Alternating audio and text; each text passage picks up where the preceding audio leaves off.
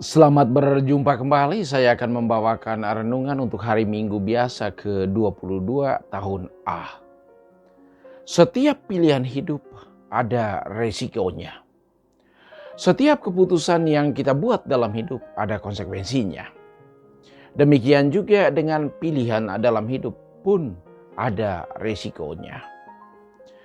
Kita menjadi Katolik adalah sebuah panggilan sekaligus pilihan. Karena itu ada konsekuensinya. Pilihan dan panggilan hidup harus bersifat pribadi dan hasil dari keputusan bebas pribadi. Kitalah yang akan bertanggung jawab penuh untuk pilihan dan panggilan hidup yang kita pilih. Juga perlu mengandalkan Tuhan dan memaksimalkan semua potensi, talenta, dan keterampilan yang kita miliki. Hidup berkeluarga, hidup lajang, atau hidup membiara adalah sebuah pilihan sekaligus panggilan. Adapun pilihan yang kita buat dan panggilan yang kita terima dalam hidup harus sungguh bertanggung jawab atasnya. Kesaksian Nabi Yeremia, "Engkau terlalu kuat bagiku dan menundukkanku." Nabi Yeremia mengakui kebesaran dan kebaikan Tuhan untuk manusia, teristimewa untuk dirinya. "Engkau telah membujukku, aku tidak bisa menolaknya. Engkau terlalu kuat bagiku dan menundukkanku." Demikian pengalaman iman Yeremia. Tuhan mau menggunakan kita sebagai sarana kebaikannya yang diminta dari kita, yaitu berpasrah diri ke dalam bimbingannya.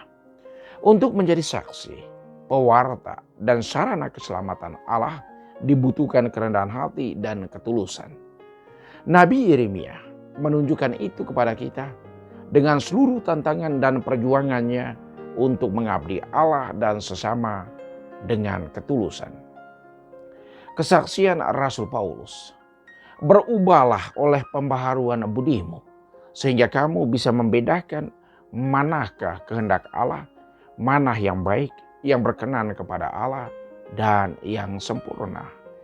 Bisa dibaca dalam surat kepada orang Roma bab 12 ayat 1-2. Akal budi menuntun dan menerangi hati kita dalam membuat keputusan. Demikian juga dengan hati nurani, memberikan pertimbangan yang baik kepada akal budi untuk kemudian dihidupi.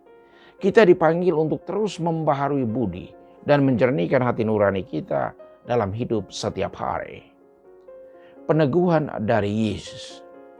Yesus meneguhkan kita, setiap orang yang mau mengikuti aku, ia harus menyangkal dirinya. Setiap orang yang mau mengikuti Yesus, ia harus menyangkal dirinya. Yesus mengetahui segala sesuatu yang akan terjadi dengan dirinya. Ia pergi ke Yerusalem untuk menanggung penderitaan, disiksa, dibunuh, dikuburkan, dan pada hari ketiga bangkit dari antara orang mati. Hal ini dia ceritakan dengan para muridnya.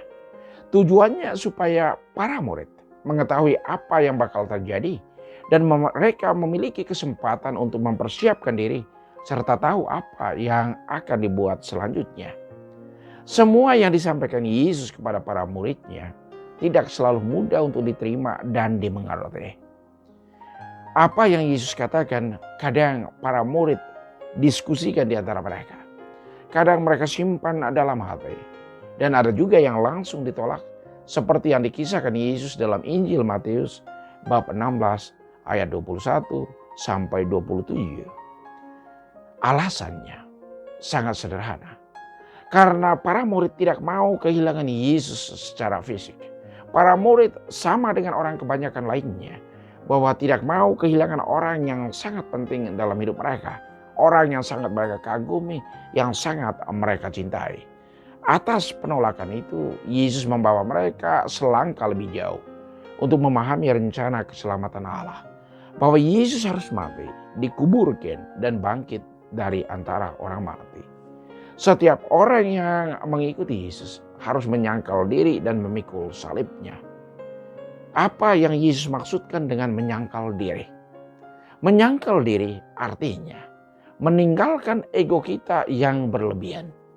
Pertama, menomorsatukan Allah dan menomorduakan semua yang lainnya.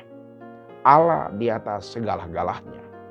Kedua, kita meninggalkan segala kehendak pribadi, kemudian mengikuti kehendak Allah.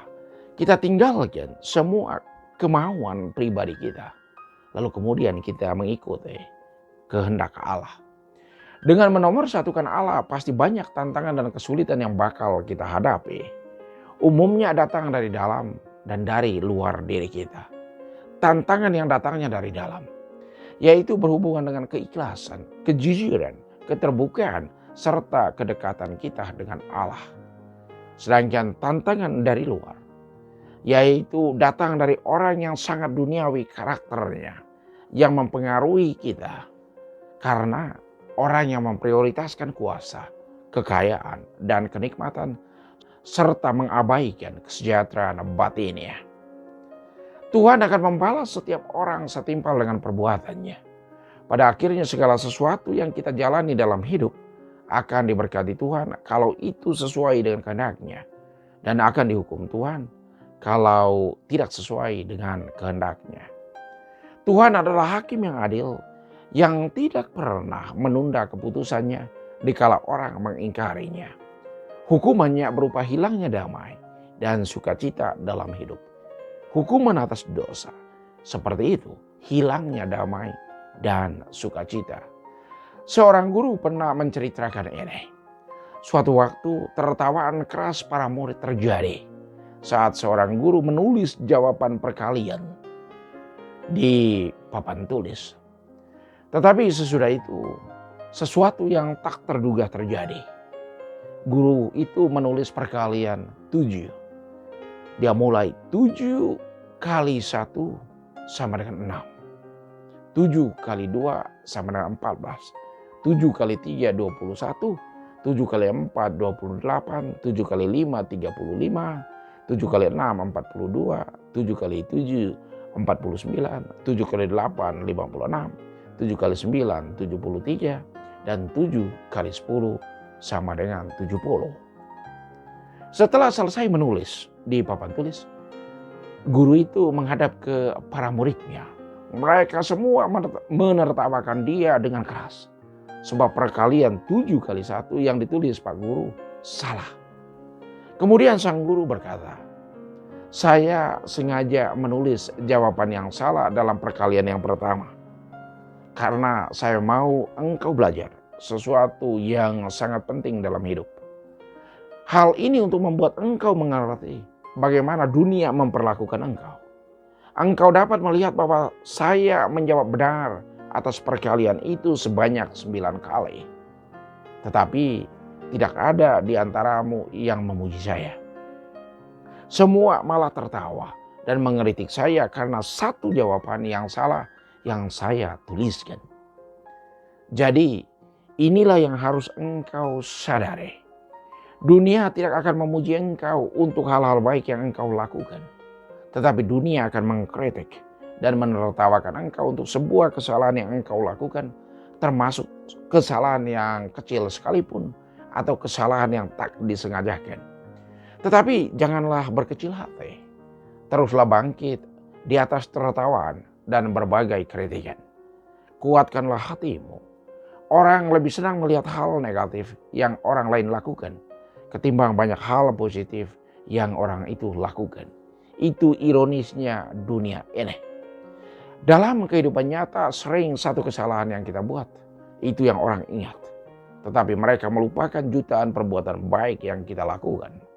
Kebaikan yang dihidupi bertahun-tahun bisa hilang dalam hitungan menit dan membutuhkan waktu seumur hidup lagi untuk memperbaikinya. Banyak kebaikan yang kita perjuangkan, yang kita hidupi dan praktekkan bertahun-tahun dapat hilang seketika pada saat kita melakukan satu kesalahan dalam hitungan menit, bahkan detik. Yang orang ingat cuma kesalahan yang terjadi dalam hitungan menit atau detik itu. Semua itu terjadi karena orang cenderung melihat hal yang negatif ketimbang hal yang positif. Orang memiliki kecenderungan untuk berpikir negatif ketimbang berpikir positif. Orang yang memiliki kecenderungan berpikir negatif, maka pikirannya itulah yang akan mempengaruhi tindakannya.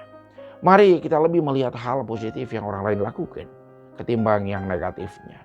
Dengan itu kita akan berpihak pada budaya kehidupan, yaitu praktek yang selalu memberi ruang untuk orang menjadi semakin baik. Untuk menjadi pengikut Yesus yang baik, kita harus menyangkal diri.